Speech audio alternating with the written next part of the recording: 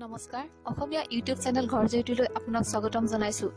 আজি মই আপোনালোকক অতি সহজে প্ৰিন্সেছ কাট 34 সাইজৰ ব্লাউজ কিদৰেনো কাটিব পাৰি তাকে ভিডিঅ'টোৰ জৰিয়তে শিকাব বিচাৰিছো।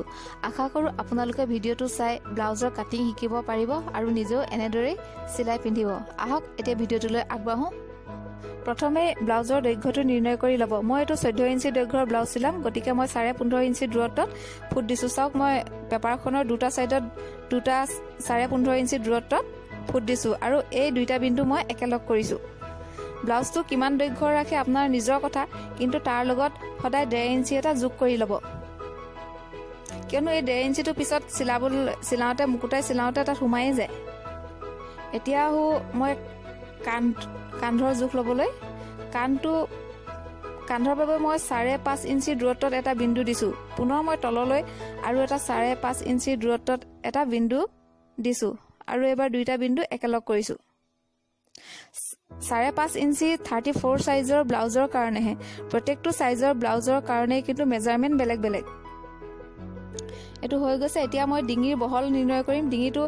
এইটো যিহেতু মই ডিপ নেক ব্লাউজ কৰিম, গতিকে এইটো 2.5 ইঞ্চি দূৰত্বত মই দুটা বিন্দু আঁকিছো। চাওক প্ৰথমে ওপৰত এটা দিলো 2.5 ইঞ্চি দূৰত্বত, পুনৰ এটা মই তলত 2.5 ইঞ্চি দূৰত্বত এটা বিন্দু আঁকিছো আৰু এবাৰ মই দুইটা বিন্দু একেলগ কৰিছো। এইটো যে দেখিলে এইটো মোৰ পিঠি সাইডটো হ'ব। এতিয়া মই পিঠিটো ভালদৰে শেপ দি ল'ম। পিঠিটো মই 9 ইঞ্চি ৰাখিম। এইটো যথেষ্ট কটা ব্লাউজেই হ'ব। ডিপ নেক ব্লাউজবোৰ সাধাৰণতে 9 পৰা 9.5 ইঞ্চি থাকে পিঠিৰ সাইডটো। চাওক এতিয়া মই পুনৰ এটা কোণ সৃষ্টি কৰি লৈছো, সমানকে পুনৰ এটা লাইন টানি। আৰু এটা কথা, আপোনালোকে যদি ব্লাউজৰ পিঠিটো অধিক বেছি বহল কৰিব বিচাৰে তেনেহ'লে 2.5 ইঞ্চি দূৰত্বত নহয়, তাৰ আৰু অলপ অধিক বেছি দূৰত্বলৈ নি চাওক মই কিদৰে দেখাইছো। সেই লাইনডাল মই অলপ আঁতৰত এটা বিন্দু দিছো, সেই বিন্দুটোৱে আৰু ব্লাউজৰ আৰম্ভণিৰ প্ৰথমৰে পৰা অলপ তললৈ সেই বিন্দুটোৰ লগত মই এডাল সমান আঁচ টানি দিছো। এতিয়া দেখিছে মোৰ পূৰ্বৰ আঁচডালৰ তুলনাত সিডাল আঁচ অলপ হ'লেও দূৰত্বত আছে আৰু এতিয়া ব্লাউজৰ পিঠিটো অলপ বেছি বহল হৈ গৈছে। এতিয়া সৃষ্টি হোৱা কোণটোত মই এটা ৰাউণ্ড শ্বেপ দিছো। আপোনালোকে ৰাউণ্ড শ্বেপ যদি হাতেৰে দিবলৈ অসুবিধা পায় তেনেহ'লে যিকোনো প্লেট হওক বা যিকোনো ৰাউণ্ড শ্বেপৰ গ্লাছেই হওক তেনেকুৱা এটা বস্তু বহাই লৈও দিব পাৰিব। এইটো চাওক মোৰতো ৰাউণ্ড শ্বেপটো হৈ গৈছে। পিঠিৰ চাইডৰ মোৰ শ্বেপটো দি হৈয়ে গৈছে। আৰু এটা কথা, আপোনালোকে কিন্তু পিঠিটো আৰু বেলেগ ধৰণৰ ডিজাইনো দিব পাৰে। এইবিলাক মই পাছত শিকাম। এতিয়া একেবাৰে চিম্পুলকৈ কিদৰে ব্লাউজ কাটিব তাকেই শিকি লওঁ। এতিয়া আৰ্ম হোলটোলৈ। আৰ্ম হোলৰ বাবে মই 34 ইঞ্চি ব্লাউজৰ বাবে 6 ইঞ্চি দিছো। 6 ইঞ্চিৰ অধিক কেতিয়াও নিদিব। আৰু অলপ দূৰত্বত পুনৰ এটা 6 ইঞ্চিৰ দূৰত্বত বিন্দু আঁকিছো। এইবাৰ আকৌ মই দুইটা বিন্দু একেলগ কৰিম। একেলগ কৰিলত চাওক পুনৰ এটা কোণৰ সৃষ্টি হ'ল। এই কোণটো কিন্তু 1.5 ইঞ্চি দূৰত্বত এটা বিন্দু আঁকি ল'ব লাগিব। চাওক এটা 1.5 ইঞ্চি দূৰত্বত মই এটা বিন্দু আঁকিছো আৰু এই বিন্দুটো ক্ৰছ কৰাকৈ এটা ৰাউণ্ড শ্বেপ পুনৰ দিব লাগিব। এইটো হাত যে ভৰাই তাৰ কথা কৈছে আৰ্ম হোল। ওপৰৰ পৰা কেনেকৈ মই এটা শ্বেপ দিছো, চাওক বিন্দুটো ক্ৰছ কৰাকৈ আপোনালোকেও এনেকৈ এটা বিন্দুটো ক্ৰছ কৰাকৈ এটা শ্বেপ দি ল'ব। চাওক ওপৰৰ পৰা তললৈ টানি নি মই লাইনডালৰ লগত মিলাই দিছো।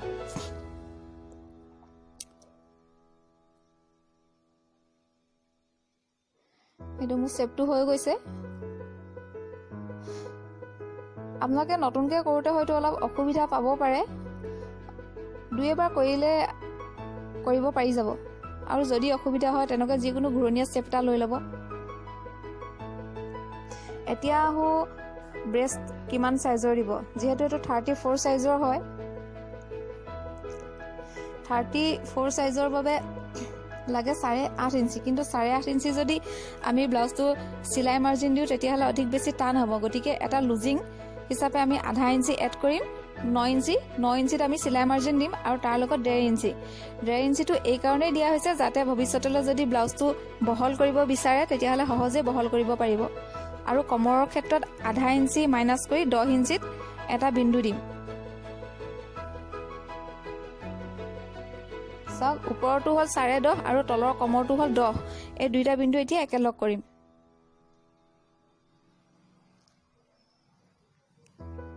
এইটো পিঠিৰ শেপটো হৈ গৈছে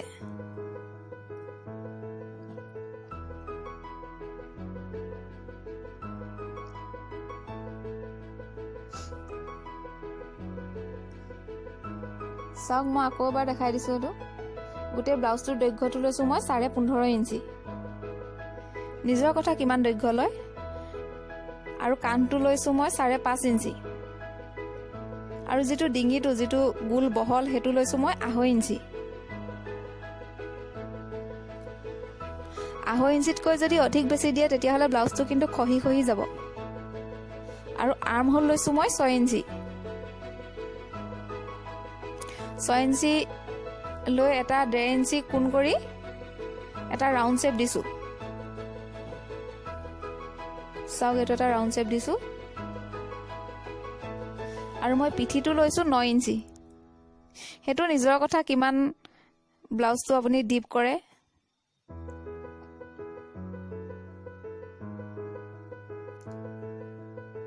কিন্তু পিঠিটো যদি আপুনি কম কটা কৰোঁ বুলি ভাবে তেতিয়াহ'লে 0.5 যিটো ডিঙিৰ দূৰত্বটো যিটো দিছিলে 0.5 ইঞ্চি তাতকৈ অলপ বহলাইও দিব পাৰিব এইটো বেছি পিঠি কটা ব্লাউজৰ ক্ষেত্ৰতহে 0.5 ইঞ্চি ব্যৱহাৰ কৰা হয় চাওক মইতো হৈ গৈছে ইতিমধ্যে এতিয়া এইটো শেপটো কাটিম আৰু এটা কথা আপোনালোকে ব্লাউজ কটা শিকিলে সদায় প্ৰথমতে যিকোনো পেপাৰ বাতৰি কাগজ হওক বা এনেকুৱা আৰ্ট পেপাৰে হওক তেনেকুৱাত আগতে কাটি চাই ল'ব আৰু এই শেপবিলাক পুনৰ কাপোৰৰ ওপৰত বহাই কাপোৰটো কাটিব নহ'লে কাপোৰটো চিধাই যদি কাপোৰৰ ওপৰত কাটিবলৈ যায় তেনেহ'লে কাপোৰটো এনেই নষ্ট হৈ পৰিব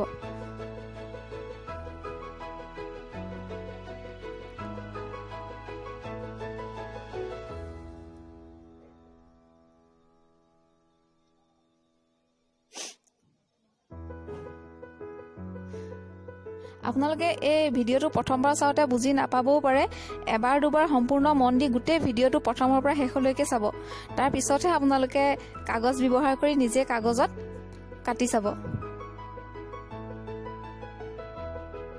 এইটো ভিডিঅ' দিয়াৰ পাছত মই এইখিনি শেপ ব্যৱহাৰ কৰি কিদৰে আপোনালোকে ব্লাউজ চিলাব তাক দেখুৱাম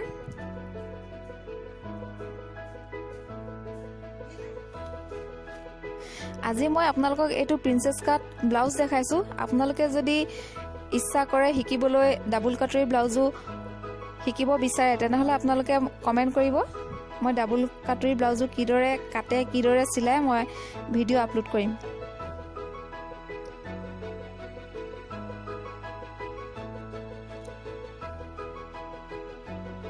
তো মোৰ ব্লাউজটো পিঠিৰ চাইডটো কাটি হৈ গৈছে এতিয়া আমি ফ্ৰণ্ট চাইডটো কাটিম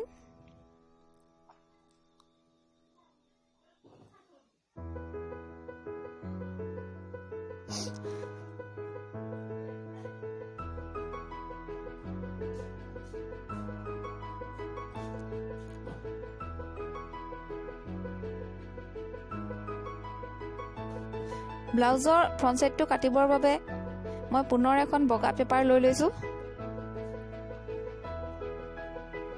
এতিয়া পিঠি চাইডটো আনি পুনৰ বগা পেপাৰখনৰ ওপৰত ৰাখিব লাগিব চাওক মই কিদৰে ৰাখিছোঁ সম্পূৰ্ণ সমান কৰি নহয় অলপ বেকা কৰি ৰাখিব লাগিব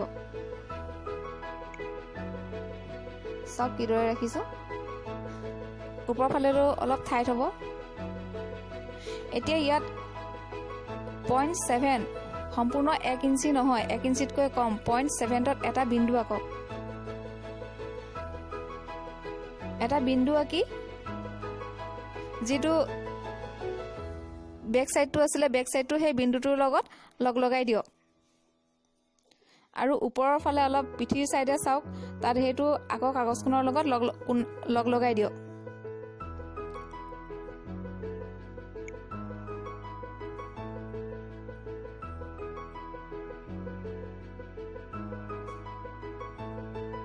এতিয়া পুনৰ পিঠি চাইডে যিদৰে 0.7ত এটা বিন্দু ৰাখিছিলে তেনেদৰে গাৰ চাইডলৈও এটা 0.7ত আকৌ এটা বিন্দু আঁকিব লাগিব। আৰু এই 0.7টো কিয় আঁকিছোঁ এতিয়া মই নকলেও হ'ব, অলপ দেৰিকৈ আপোনালোকে নিজে বুজি পাব। চাওক আৰু এটা আঁকিছোঁ 0.7ত। এতিয়া গোটেই শ্বেপটো কাগজখনত আঁকি লওঁ। পিঠিৰ গোটেই শ্বেপটো পুনৰ কাগজখনত আঁকি লওঁ।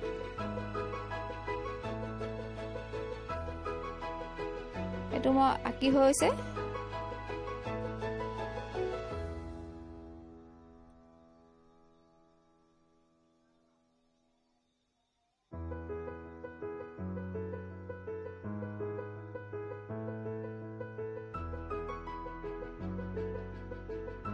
এতিয়া গাৰ চাইডে যিটো 0.7ত বিন্দু আঁকিছিলে তাত মই এডাল বেকা কৰি এডাল আঁচ টানি দিছোঁ, চাই লওক।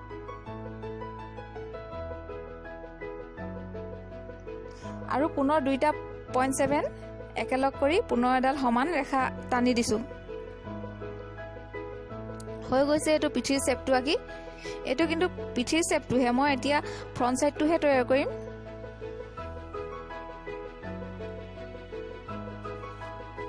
ফ্ৰণ্ট চাইডৰ বাবে এইটো যিহেতু পিঠিৰ চাইডটোহে আছিলে, ফ্ৰণ্ট চাইডৰ বাবে আমি দূৰত্বটো কমাব লাগিব। মই 5.5 ইঞ্চি লৈছোঁ। সাধাৰণতে 5.5ৰ পৰা 6 ইঞ্চিলৈকেহে থাকে। 34 চাইজৰ বাবে 5.5 ইঞ্চিয়ে যথেষ্ট। 5.5 ইঞ্চিৰ দূৰত্বত এটা বিন্দু আঁকি মই পুনৰ এডাল সমান ৰেখা টানি এটা কোণৰ সৃষ্টি কৰি ল'লোঁ। এতিয়া এটা শ্বেপ দিছোঁ, ৰাউণ্ড শ্বেপ। নিজৰ কথা, ফ্ৰণ্ট চাইডটো আপোনালোকে কেনেধৰণৰ শ্বেপ দিয়ে সেয়াও নিজৰে কথা, কিন্তু এইটো এটা চিম্পুল ব্লাউজ বনাই দেখাব বিচাৰিছোঁ। নতুনকৈ যিসকলে শিকিব বিচাৰে তেওঁলোকে বিভিন্ন শ্বেপৰ ব্লাউজ প্ৰথমতে তৈয়াৰ কৰিব নোৱাৰে, গতিকে এটা চিম্পুল কাট মই দেখাইছোঁ। এনেদৰে এটা ৰাউণ্ড শ্বেপ কৰি ল'ব। চাওক এইটো হৈ গৈছে ৰাউণ্ড শ্বেপটো কৰি। আৰু প্ৰথমবাৰ শিকাসকলৰ যদি অলপ বেকা বেকিও হয় একো নাই, পাছত আপোনালোকৰ 2-3 বাৰমান কৰিলে, প্ৰেক্টিচ কৰিলে ঠিক হৈ যাব। এতিয়া মই পুনৰ আৰ্ম হোলটোত এটা শ্বেপ দিব বিচাৰিছোঁ। ফ্ৰণ্ট শ্বেপটোতকৈ বেক চাইডৰ শ্বেপটোত 0.5 ইঞ্চি বেছি হয়। মই বেক চাইডটো বনাওঁতে তাত 1.5 ইঞ্চি দূৰত্বত এটা বিন্দু আঁকিছিলোঁ, আৰু তাৰ পৰা ফ্ৰণ্ট চাইডৰ ক্ষেত্ৰত তাৰ পৰা 0.5 ইঞ্চি মাইনাছ হ'ব লাগে, গতিকে 1 ইঞ্চি দূৰত্বতে পৰিব। তাত এটা শ্বেপ দিব লাগিব। চাওক বেক চাইডটোতকৈ ফ্ৰণ্ট চাইডটো অলপ তললৈ বেছি কটা থাকে, প্ৰায় 0.5 ইঞ্চি কটা থাকে। চাওক মই প্ৰায় 0.5 ইঞ্চি দূৰত্বত এটা বিন্দু দি পুনৰ এটা ৰাউণ্ড শ্বেপ দিছোঁ।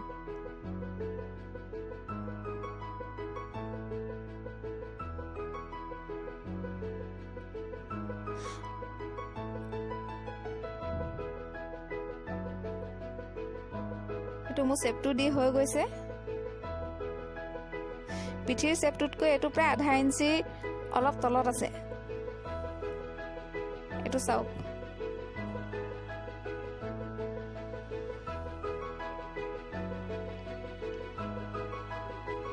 ফ্ৰণ্ট চাইডৰ ডিঙি আৰু আৰ্ম হোল হৈ গৈছে।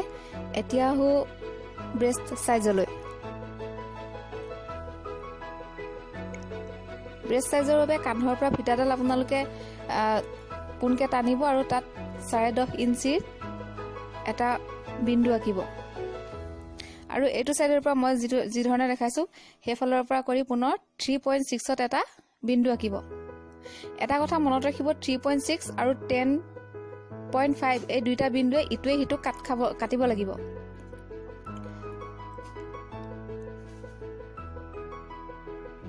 এইটো চাওক, এইটো বিন্দুত 10.5 আৰু 3.6 ইটোৱে সিটোক কাট খাইছে। এতিয়া এই বিন্দুটোৰ পৰা তললৈ এডাল চিধা আঁচ টানিব লাগিব। পুনৰবাৰ দেখাইছোঁ, চাই লওক। এইটো 10.5ত আছে বিন্দুটো, আৰু ইয়াৰ এইফালে যিটো দেখাইছোঁ ইয়াৰ মেজাৰমেণ্টৰ কোনো কথা নাই। পাৰিলে 0.5 ইঞ্চি অলপ কাটি পেলাই জোখ ল'ব, তেতিয়া সুবিধা হ'ব। বিন্দুটো আঁকিবলৈ তেতিয়া আপোনালোকৰ সুবিধা হ'ব।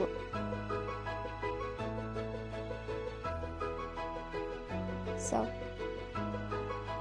এতিয়া পোনে পোনে এডাল আঁচ টানিব।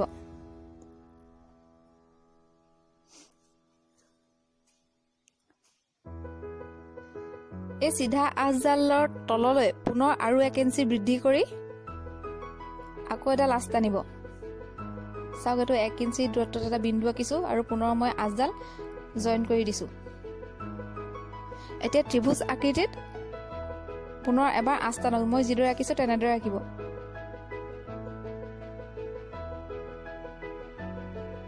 যিটো মাৰ্জিন লাইন আছিলে 15.5 ইঞ্চিত চিধাকৈ এডাল আঁচ টনা আছিলে, তাতে এই দুইডাল আঁচ টানি পেলাই ত্ৰিভুজ আকৃতিৰ কৰি লৈছো।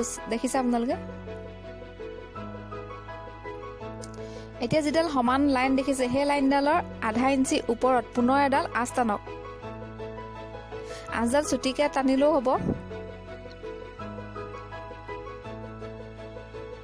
এতিয়া চিধা আঁচডালৰ দুইটা চাইডে 0.7ত দুটাকৈ বিন্দু আঁকক।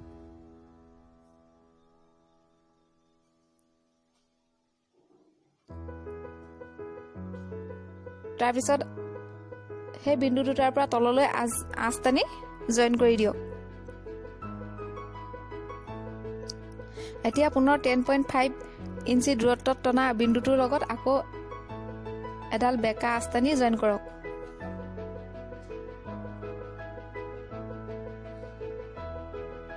এইটো ইতিমধ্যে হৈ গৈছে ব্ৰেষ্টৰ শ্বেপটো, আৰু অকণমান বাকী আছে, চাই লওক। এতিয়া আৰ্ম হোলৰ পৰা আমি পুনৰ এডাল ৰেখা টানিম 10.5ত যিটো বিন্দু আঁকিছিলে তাত জইন হোৱাগৈ। আৰু এই ৰেখাডাল সাধাৰণতে 5ৰ পৰা 6 ইঞ্চিৰ ভিতৰতে থাকে।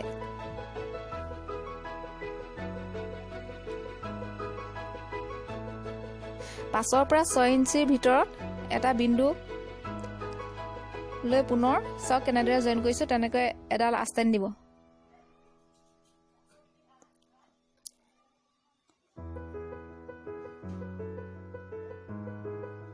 আৰ্ম হোলৰ তলত য'ত বিন্দুটো শেষ হৈছে সেইটো হয়তো 5ৰ পৰা 6 ইঞ্চিৰ ভিতৰতে আছে।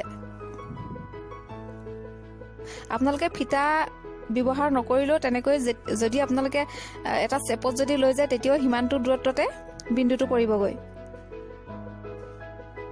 চাওক অলপ বেকা কৰি অঁকা হৈছে।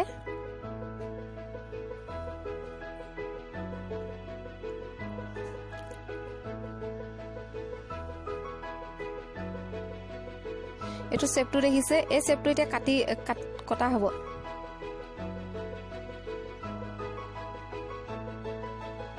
এইটো হৈ গৈছে মোৰ ফ্ৰণ্ট চাইডটো।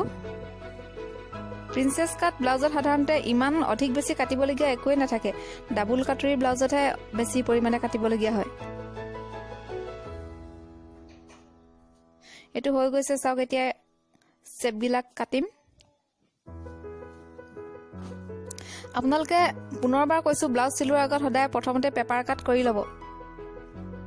পেপাৰ কাট কৰিলে পিছত আপুনি কাপোৰৰ ওপৰত সেই চেপবিলাক বহাই পুনৰ কাপোৰটো কাটিলে আপোনালোকৰ সুবিধা হ'ব আৰু সময়ো ৰাহি হ'ব। চাওক মই কিদৰে কাটিছো। এই তিনডাল যিডাল ৰেখা টানিছিলো যে এই গোটেই চেপটোৱে কাট খাই যাব।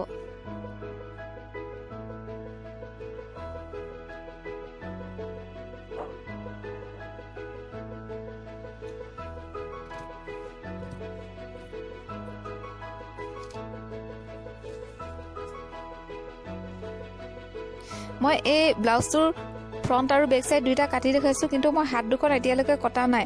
আৰু হাত কেনেদৰে কাটে সেইটো ভিডিঅ' মই পাছতহে দিম। আপোনালোকৰ এইটোৰ লগতে যে দি দিওঁ নিজৰ আপোনালোকক বুজিবৰ বাবে অসুবিধা হ'ব। এই ভিডিঅ'টোৰ পাছতে মই হাত কিদৰে কাটে তাক দেখাম।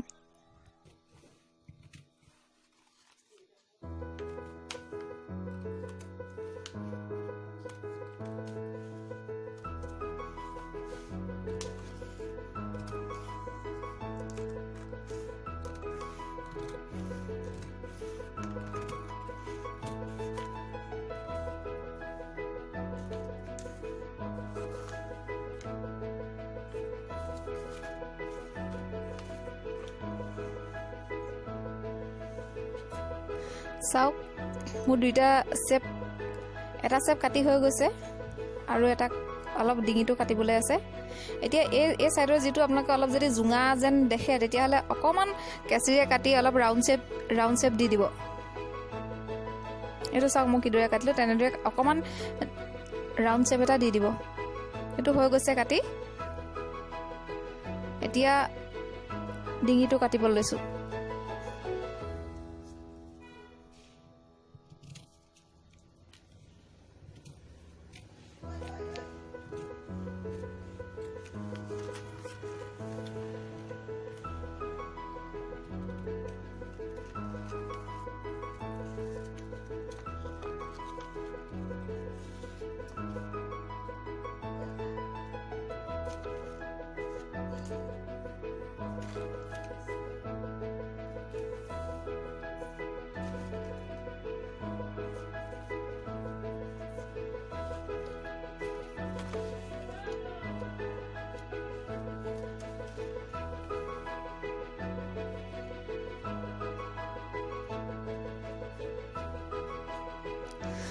চাওক যেতিয়া চিলাম আমি এই দুইটা চেপ পুনৰ জয়েন কৰিব লাগিব।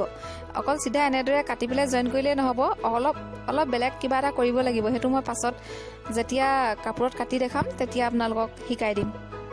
মোৰ ইতিমধ্যে কাটি হৈ গৈছে। ব্লাউজৰ গাটো কাটি হৈছে, হাতখন কটা হোৱা নাই, হাতখনো কাটি দেখাম।